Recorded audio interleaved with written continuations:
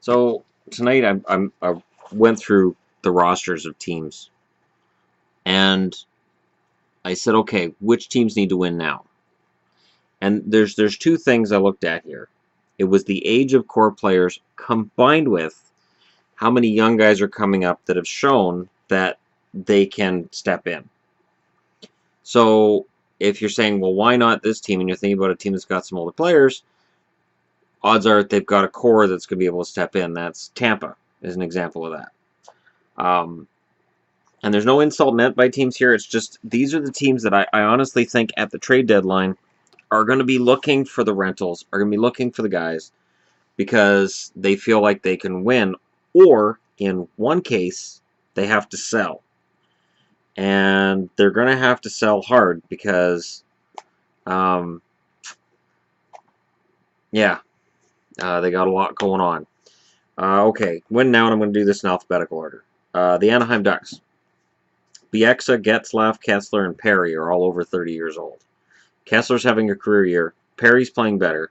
Getzlaf's look good, and Bieksa is not embarrassing himself right now. Bieksa's playing his game.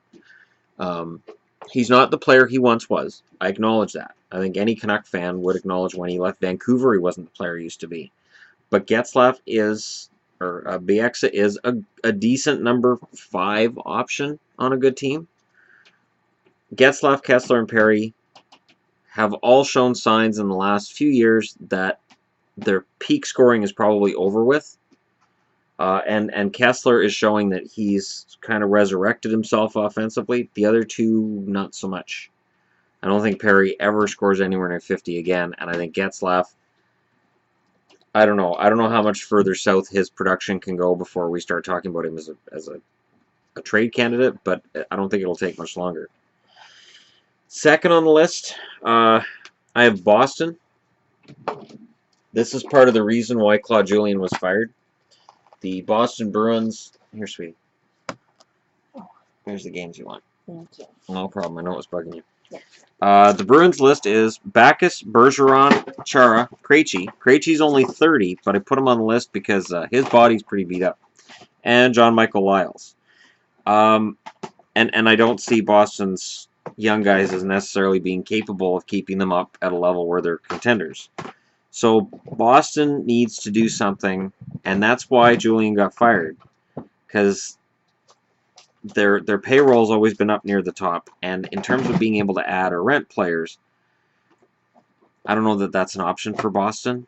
Tuukka Rask's also turning 30 pretty quick here, and goalies last longer, and there's goalies I have on this list, so don't get mad when you hear a goalie's name. It's just players over 30, you got to kind of wonder how much further they're going to go before their play starts tailing off. So Boston, to me, is a team that's a win-now team. Chicago. And I qualified them as a contender in a video I just posted. Chicago has Campbell, Crawford, Hossa, Keith, and Seabrook. That's half their blue line is over 30 years of age. Keith is 33, Seabrook's 31, and Campbell's 37. So that's a problem. Duncan Keith is having a very good season. Brent Seabrook's a good defenseman, and it's kind of hard for a guy my age to look at Keith and Seabrook and say they're old, but they're getting into that range. And there's a lot of miles that have been put on these guys based on how many playoff series they've played. So you've played that many playoff games, that many playoff series, it starts to take a toll. I know, I've read stuff about the Islanders.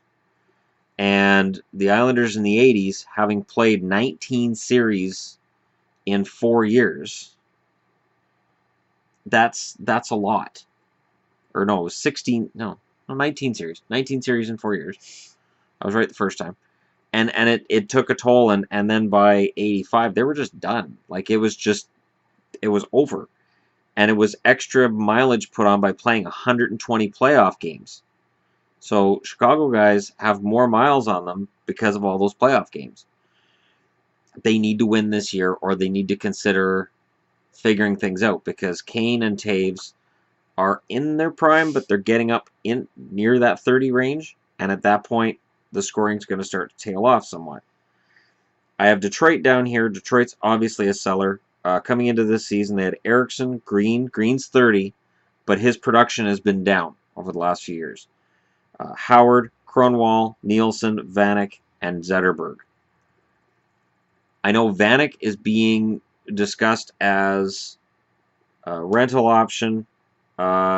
Nielsen, Franz Nielsen's going to be there for a while, but he's already 32. Kronwall's 35. Jimmy Howard's 32. That's why when people say, well, what about expansion? Nobody's going to touch Jimmy. There's no way Vegas touches Jimmy Howard at 32 with the injuries he's had this year. There's no chance. And Zetterberg at 35. Like, it's an expensive team. It's a veteran team, and they're going to have to figure out what they're going to do here, because I don't know how good their young guys are. Like, I know Athanasiou and Mantha both look good, but we haven't seen them in a prime role yet. And I know with Tatar and Nyquist, they look really good when they were the support players, and then when they became the key players, they kind of left us wanting a little bit. Minnesota is on the list. Koivu, Parise, Pominville, Stahl, and Suter are all over 30. Now, defensemen can usually last a little bit later, but Suter's being used so much by Minnesota right now, and in every situation, that's going to take a toll. Okay, Suter has played a lot of hockey, and he has been a warrior, and he should be in discussion for the Norris. A Norris Trophy, which probably goes to Brent Burns for the amount of points he's putting up. Defenseman points shouldn't be the number one factor, but half the time they are. If you're decent at your own end of the rink, and you put up more points than any other defenseman, you're going to get nominated for the Norris. So even though I think Suter's been a better defenseman than Brent Burns, and I'll go ahead and duck while people are throwing things at me, Suter is awesome. Ryan Suter's amazing. And I'm not cutting Burns down. It's just Suter's been awesome, but they need to win now. That's Keisha. It is. You're right. Rangers, because she just messaged me. Rangers are on the list here. Girardi, Klein, Lundqvist, and Nash are all over 30. Lundqvist is 34, and we're getting into a range now where Lundqvist has had a good season for his age, and I hate to put it that way, but it does start to add up. And again, Lundqvist has played so much hockey and so many high-pressure games. It takes a toll.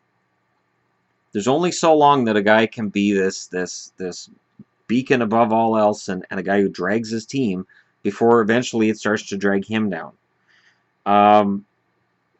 Girardi and Klein on the blue line. I know the Rangers' blue line's been maligned a lot, and I know Brady Shea's been good, but I like Dan Girardi, and again, I'll duck while people are throwing things at me for saying it. And Mark Stahl's 29. I almost had him on this list. I thought about it, because Stahl's had a lot of injuries as well over the years, and he's had a lot of pressure put on him. So the Rangers are a win-now team. And I think with Vigneault, this is, he's been around for a while now in New York, and the pressure's on him to win now, too. The last team I have on this list is San Jose.